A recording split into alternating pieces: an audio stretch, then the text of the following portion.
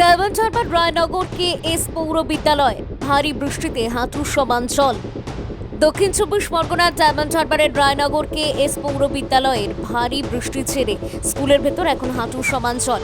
শুধু মাঠ বা বারান্দা নয়, জল ঢুকে পড়েছে সরাসরি ক্লাসরুমের ভেতরেও। সামনেই পরীক্ষা, অথচ এই নোংরা জলের মধ্যেই থমকে গেছে পঠন পাঠন।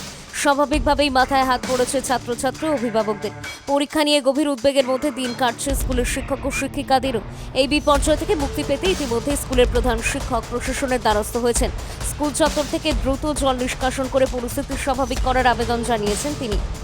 অবশ্য প্রশাসনের পক্ষ থেকে ইতিবাচক সাড়া মিলেছে।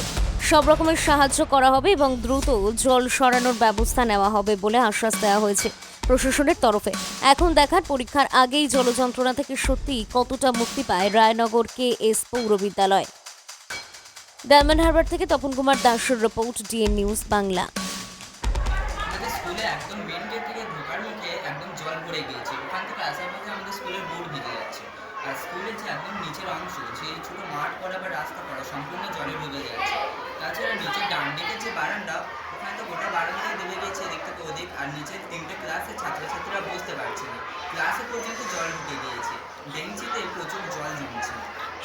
সামনেই তোমাদের পরীক্ষা, সামনে আমাদের পরীক্ষা চলছে, এখানে আমাদের শ্রেণীকক্ষ কম পড়ে যাচ্ছে, আমরা পরীক্ষাও দিতে পারবো না, যেহেতু বসারই অসুবিধা হচ্ছে। আমাদের তিনটে ক্লাস কম পড়ে যাচ্ছে। তাছাড়া জলের মধ্যে দিয়ে ড্রেন বা ইত্যাদি জায়গা থেকে সাপ, মাছ ইত্যাদি পোকামাকড় আসছে, যেখানে মশা জমতে পারে। আর সব থেকে ভয় হচ্ছে সাপ আসছে।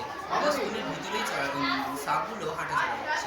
এতে আমাদের এমনি যেমন প্রাণেরও ভয় হয়, তেমনি বিভিন্ন ক্ষতি হয়। তাছাড়া নোংরা হয়ে যাচ্ছে আমাদের স্কুলটা, এরমভাবে স্যাদলা জমছে, আমাদের পিছলে পড়ার ভয় ইত্যাদি সমস্যা হচ্ছে। সমস্যা বলতে গেলে সমস্যা দীর্ঘদিনের সমস্যা।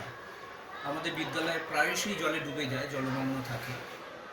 বিগত কয়েক বছর ধরে এই সমস্যার সম্মুখীন আমরা হচ্ছি।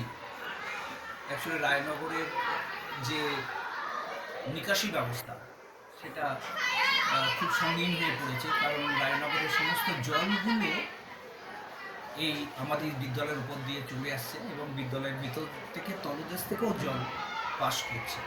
এর ফলে কি হচ্ছে, বিদ্যালয়ে ঢোকার মুখে এবং প্রাঙ্গণ এবং ক্লাসরুমগুলো জলমগ্ন হয়ে গিয়েছে।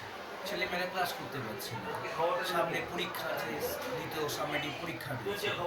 সেখানে আমাদের ছাত্রছাত্রীদের পঠন পাঠনের খুব অসুবিধা হচ্ছে এবং আমাদের ছোট্ট পরিসরে এখানে তাদের অ্যাকোমোডেশনের আমরা ঠিকঠাক ব্যবস্থা করতে পারছি না। সামনে আমাদের পরীক্ষা চলে এসছে, ছেলেমেয়েরা পরীক্ষা কীভাবে দেবে এটা নিয়ে আমরা ভীষণভাবে উদ্বিগ্ন হয়ে রয়েছি।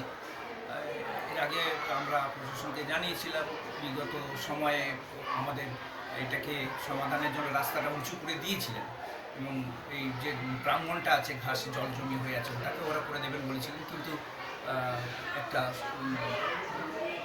বাধার সম্মুখীন হয় আমরা পুরোটা কাজটা করতে পারিনি।